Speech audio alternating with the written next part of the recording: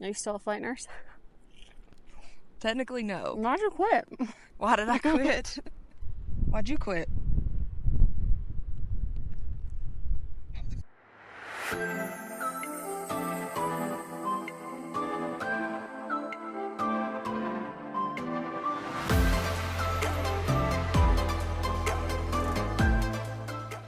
The thing is, I'm not a professional fisherman, so like I can't keep making YouTubes like specifically about fishing because I'm not teaching anybody anything.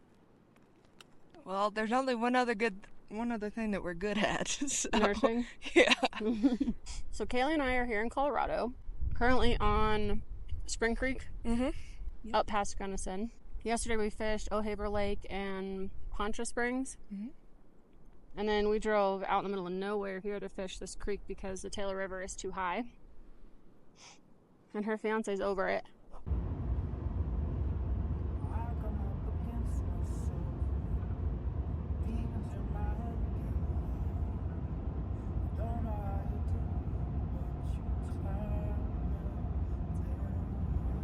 So our trip started out with about a 14-hour car ride from Arkansas to Colorado. So I'll take you through just getting settled into our Airbnb and then some of our fishing. It's for the documentary. Oh, is that what it is? Documentary? I can't. That's why they were up here.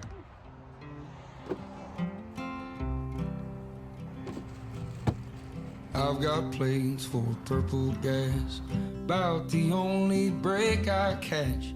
But I am not the kind of man to blame the dealer on a losing hand. Have a lone star in my eye. The darker the sky, the brighter it shines. Pump jack checks and baler twine. A ton of grit, or maybe it's spite. And if I weren't a flatland boy, I'd say I have a hill that I will die upon if the climb don't get me killed. If there were such heights around here for a guy to lay his pride, maybe I'd rest before I died if I weren't a flatland boy. If I weren't a flatland boy. I hammer down, hair straight back. World blurs past, tell me how's that? My horizon line static. I guess at least it's a sure bet. Was taught to not throw the first fist, but if you take a hit, finish that son of a bitch. In a life, having the upper hand's a myth. Your only fighting chance is too stubborn to quit. And if I weren't a flatland boy, I'd say I have a hill that I will die upon if the climb don't get me killed. If there weren't such heights around here for a guy to lay his pride, maybe I'd rest before I died if I weren't a flatland boy. If I weren't a flatland boy.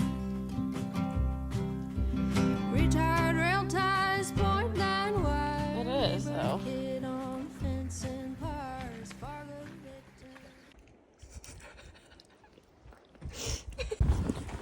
So Trent and Kaylee went back up to the stop, the public stop area. Alright, this is what we're working with.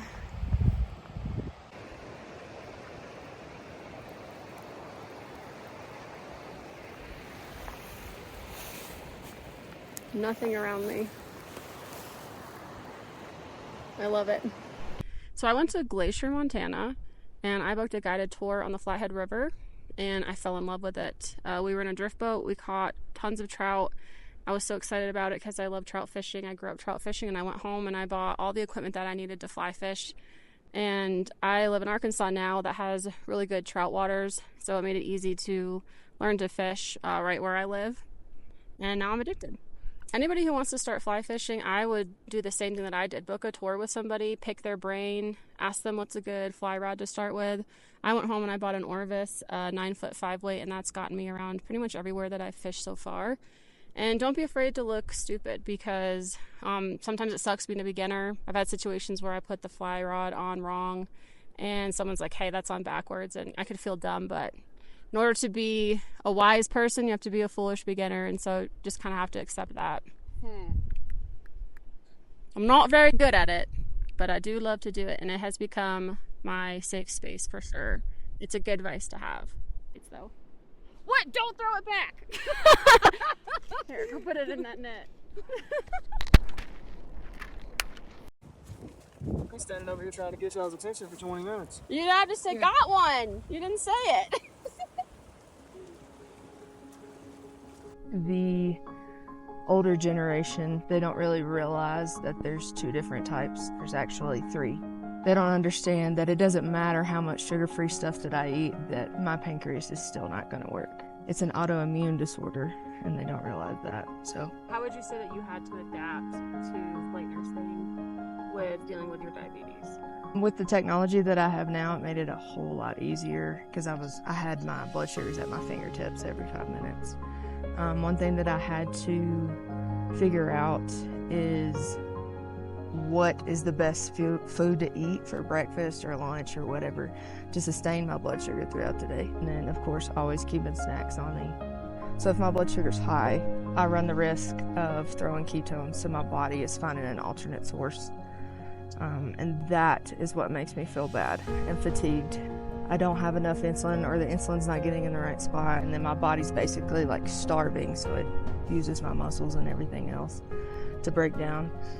On the flip side, on the low end, it just depends on how fast I fall. If I have a really bad low and I get below 50, it's going to take me a long time to recover. Y'all got this. I believe in you. And put on our socks. Might be a good Socks.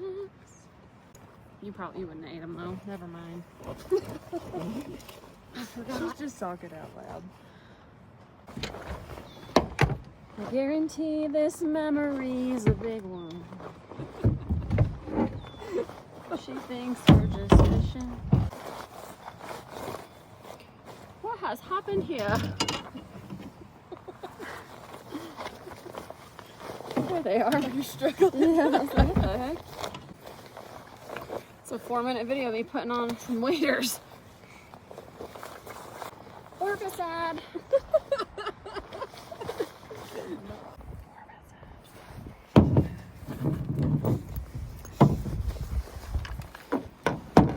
See here, you get all your pole out, and then you stick it together. The big one goes into the next big one, goes into the smaller one. Never mind, that's not appropriate, what I was going to say.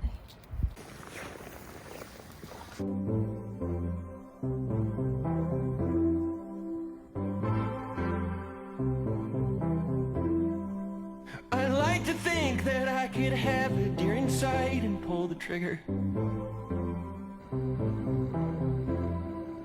Oh, what a time to be alive, yeah, what a time to cross my fingers. And what if Arizona was right next to the ocean? What if I was in a bitch? If a mountain was a canyon, if I was a mechanic and the gaslight was something I fixed. Remember when they told you it gets better when you're older? Well, for now I still feel like a kid. 'Cause if you never showed me Bambi, I could breathe instead of panic. I'd provide for a family of 6. A family of...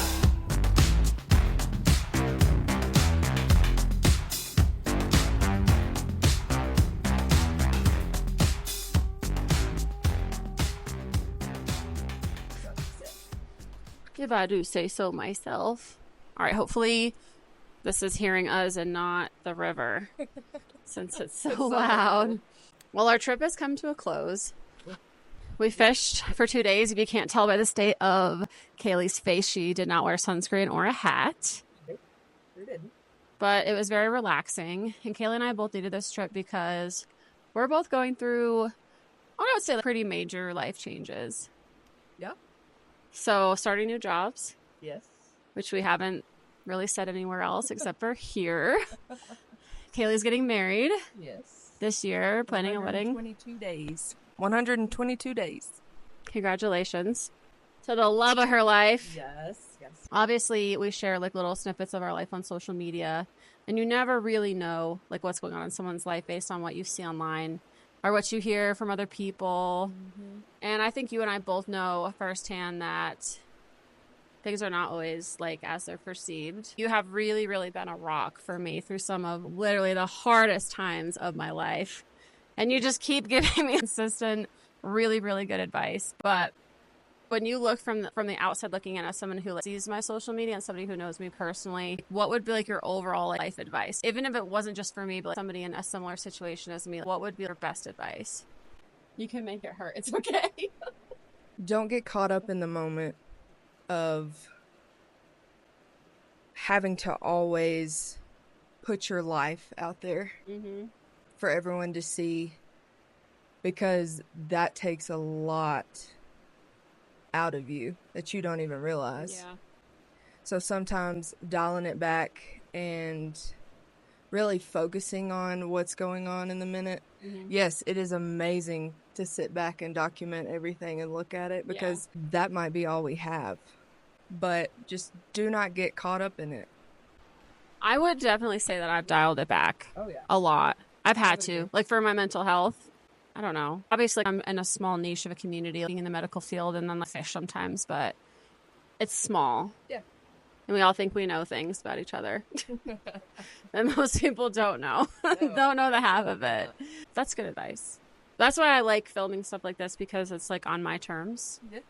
It's slow. It gives me a project, which I enjoy having something to work on because I like a creative outlet. But that's good advice. I feel like you have a wealth of knowledge. What is this bug?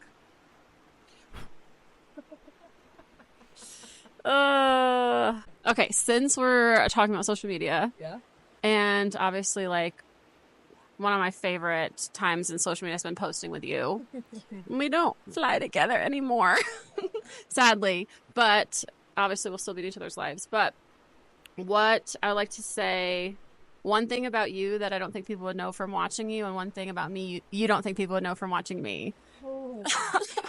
I could think of a million things about you. I can too. It's hard to narrow down one.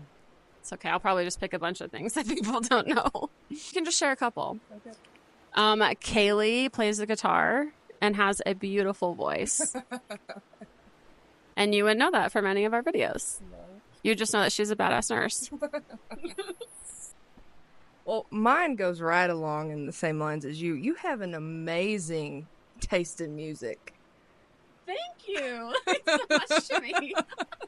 I was in the car, like, okay, is it my turn to put the radio on?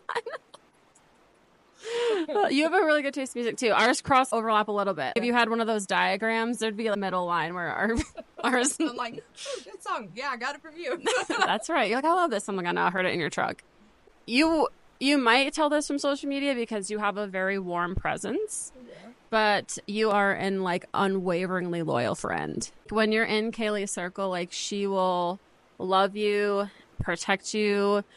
And it's not like a judgmental love, because I almost wouldn't call you like a mama. It's like I'm going to love you through anything, any stupid decision you make, any situation you put yourself in. Like, I think I could call you and you'd literally drive 12 hours to come get me. You are an unwaveringly loyal friend, and like you love really, really hard. I guess people that see me and you, or did see me and you come into hospitals, would be able to see this, but just everybody on your social media platform. When Shay walks into a room, everything gets calm. I immediately get calm, everybody else does. It is just, and it is amazing, absolutely amazing to see you work. Aw, Kaylee, my heart. That is really sweet. I appreciate that. That almost makes me cry. That is honestly, and so I'll share a small experience because obviously this stuff happens, but that is why I take it really personal when somebody critiques my clinical operations just to try and negate something just because they don't know me or they don't really know how things go. And obviously we don't film on calls, but I take it really personally because it is important for me to make sure the patient feels that too. Yes. And anybody else who's in the room that might be like overwhelmed feels that too. Like that's something I like always want to emulate, even in like the worst of a situation, because like the worst of a situation is somebody dies, and then we have a plan for that too. But that's why I think I take it really personal, because like, I care really deeply. And that's why I loved working with you, because we both just would set that pace. We didn't have to like, explain it. And I mean, we could always go to a call after and be like, hey, what could we have done better? And we'll review it and whatnot. But I appreciate that. Thank you. That's good stuff. Okay. Lastly, we'll obviously have to talk about fishing. So I know you fished before. You've been a fisher your whole life. Not so much maybe trout or fly fishing. How did it feel reeling in your first trout on a fly rod? It was an adjustment. It really was. But it was fun. This is the second time I've been trout fishing, but my first time with the fly rod. My first time fly fishing or trout fishing was on Yellowstone. But That's high standard to set. and I loved watching you and Trent fish too. That was a highlight of the day. When you went to Yellowstone, did you have a guide? Yes. Oh, so you were like on fish. Yeah. Yeah. Oh, I'm jealous. And we went on a boat, and the guide had lines thrown out behind us, like trolling behind us. They would just hit one after another. It was amazing. Really cool. Yeah, so to wrap up the whole fishing experience, we came up here with high expectations, a little bit of research, but we missed one key thing, and it is the fact that June is Colorado spring, and all the snow is still there melting, so the runoff is insane, and the river is smoking high. So the pictures that I looked at and the research I did was all not for June. Because I don't know if you guys can hear it with the mic, but the river's raging, and we really could not fish the Arkansas. Like, it's prime rafting season right now. Yeah. We've seen a lot of those. Yeah, we've seen a lot of rafts. So that was our mistake. So instead we had to go up in the mountains a little bit, find some lakes, find some creeks. We did some creek fishing. So no big 20-pound fish, unfortunately. I had high hopes, but we'll have to come back a different time of year. We caught some small fish, but sometimes it's not about the fish you catch. It's about being out there and with the people who you're with. So, Very much so. I would agree. but number one thing we learned, you don't fish the big rivers in Colorado here in June while the snow is melting. Thanks for coming to my fly fishing lesson. Okay, bye.